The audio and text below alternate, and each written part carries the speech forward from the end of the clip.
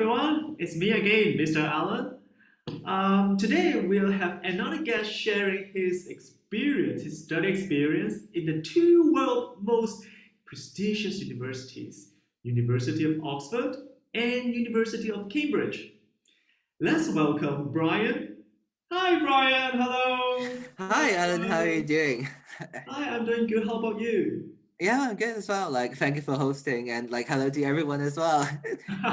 well, this the following two episodes will be very useful for the DSE students, for all the students who want to apply for the prestigious universities. So, Brian, thank you so much again. So, would you please introduce yourself briefly to the audience again?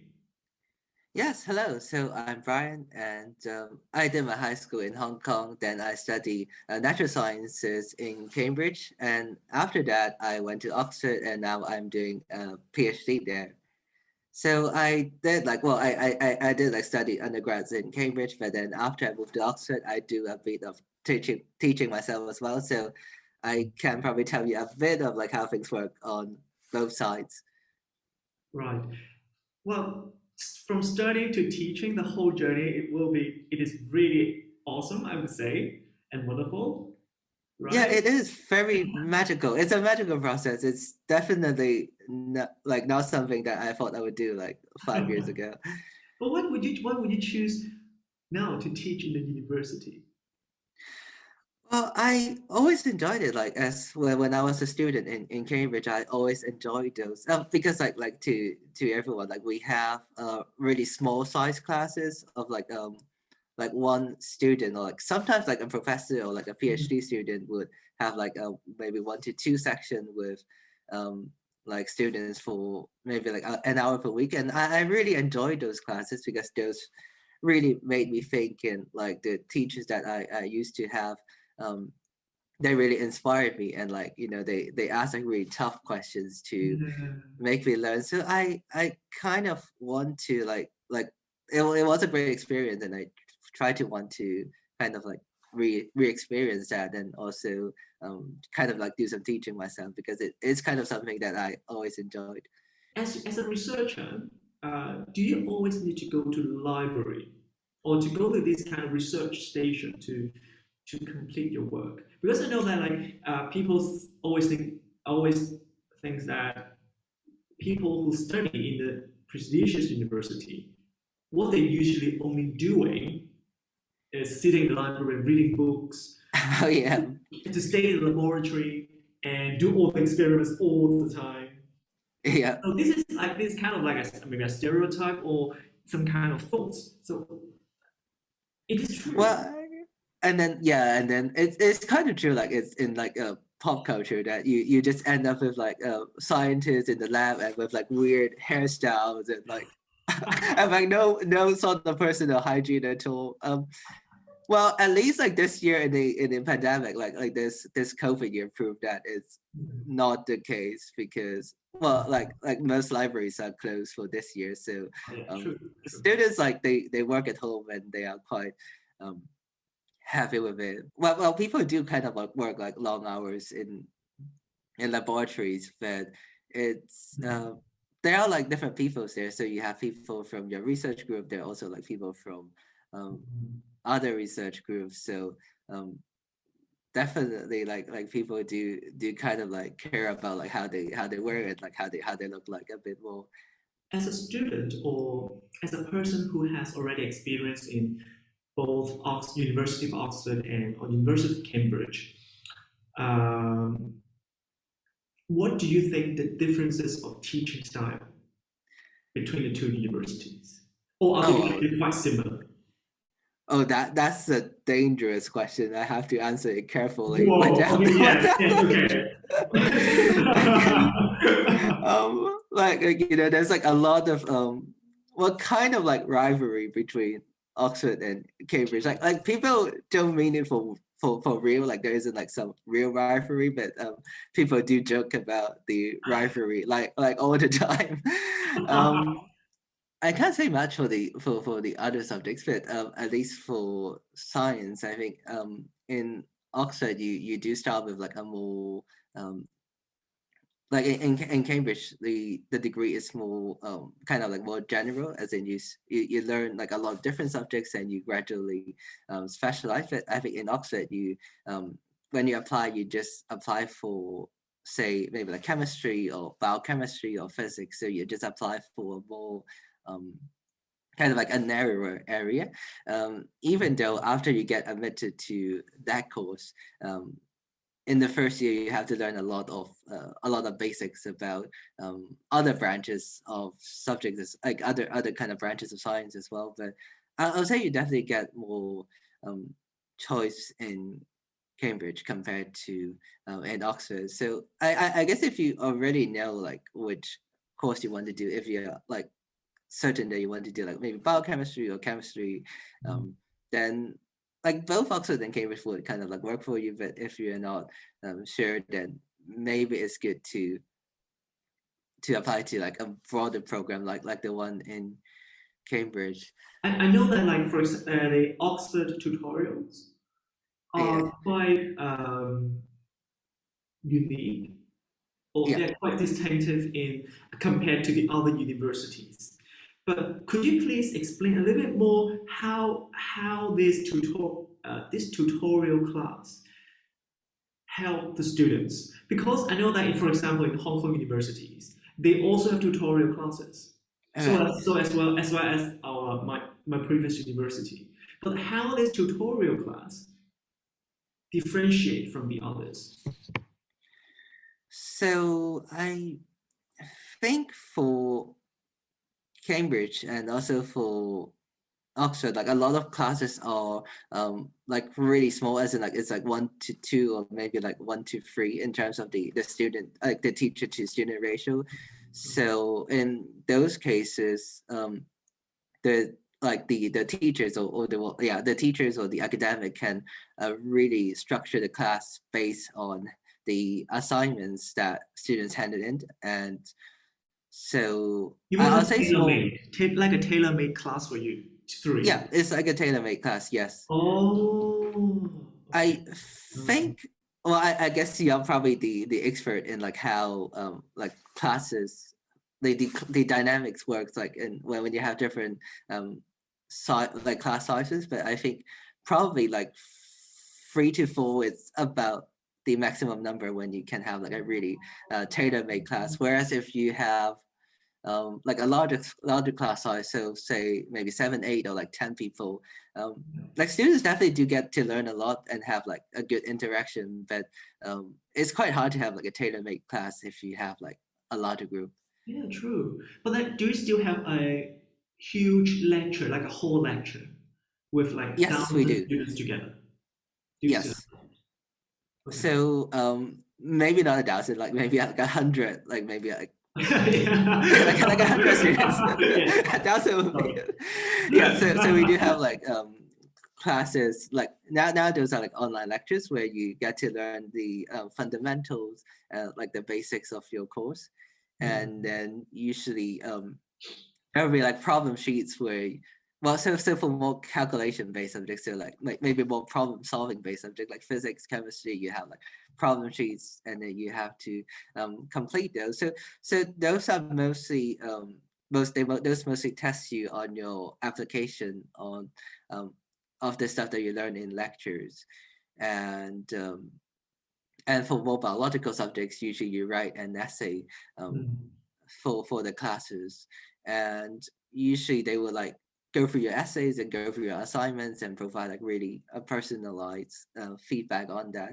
I know some of my friends took humanities in Oxford, and sometimes there's like a lot of argument between like academics and Yeah. students, like especially when it comes to like essays, and like sometimes they got different viewpoints, and like it's like a more like a constructive Yeah. discussion. During your studies in University Cambridge or Oxford, what impressed you most? I would say is that most academics are very humble, like, and that is not something that I had in mind before coming to the UK. Mm. And I start to so when I first started, I saw that they are like they do really listen to um the students. They value the students' opinions a lot, and also like when I first started like research, I find that my opinion is being valued a lot, and they do give us like Mm. a lot of space to try out our own opinion, like try out our own ideas, and to um, make mistakes. And I think I gradually come to know why, and that's because um,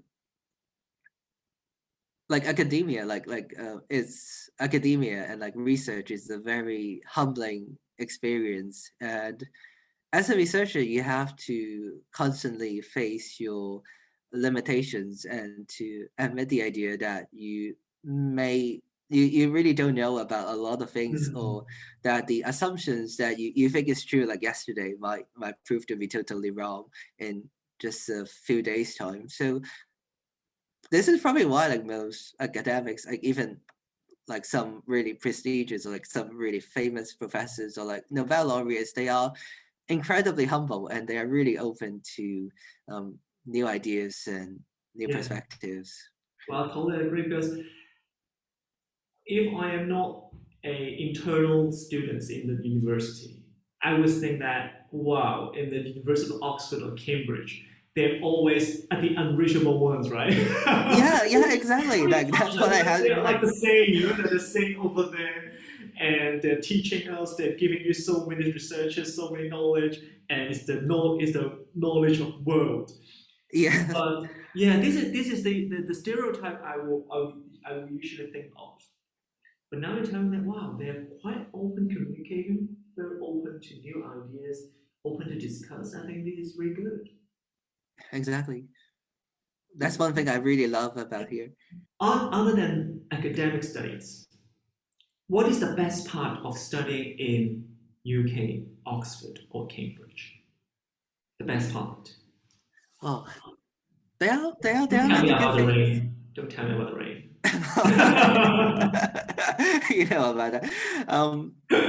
Like one best part is the traveling.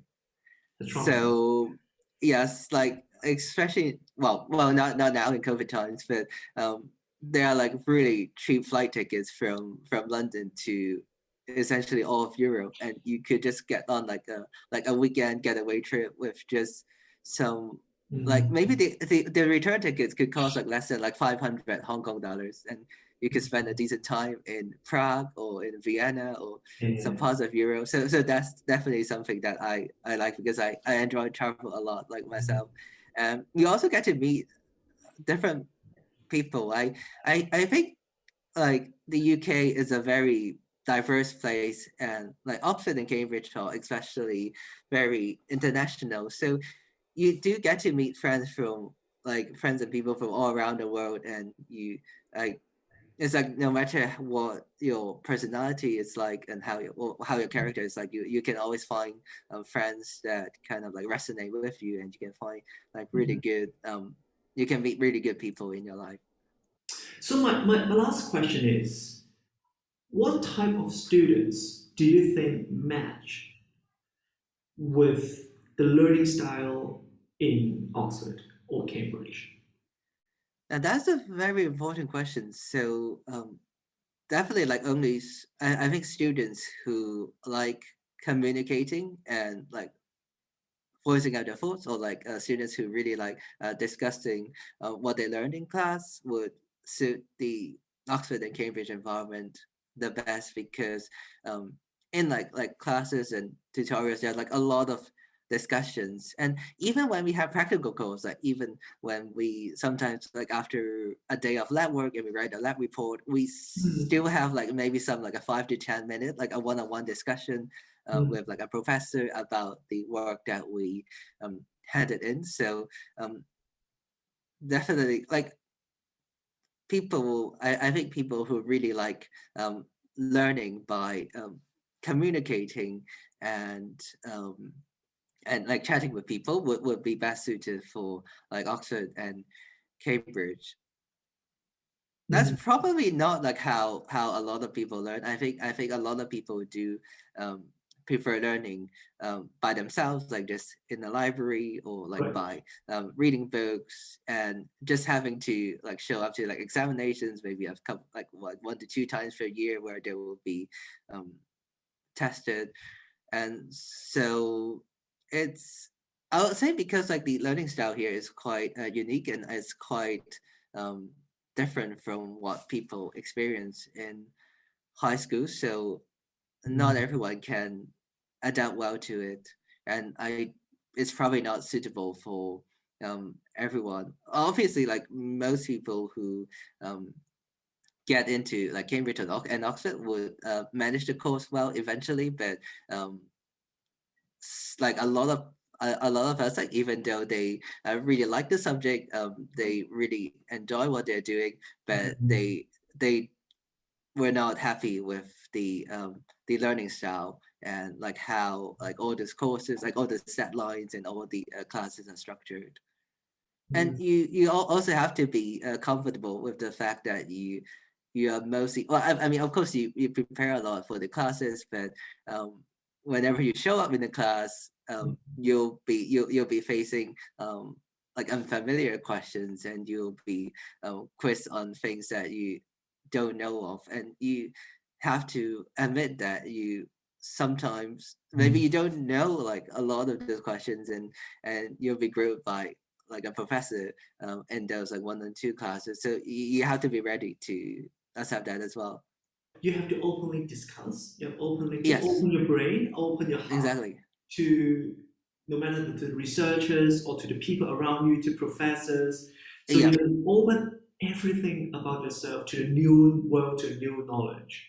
Yes. I think this is a really important factor, no matter that is for the student in who want to study in University of Oxford. I think this is very important element as well for other universities because once you enter to a university, Yes. you're more a self learner already. If you don't speak up, if you don't open your heart to the new thing, I agree. basically you're not studying in a tertiary education, Yes, right?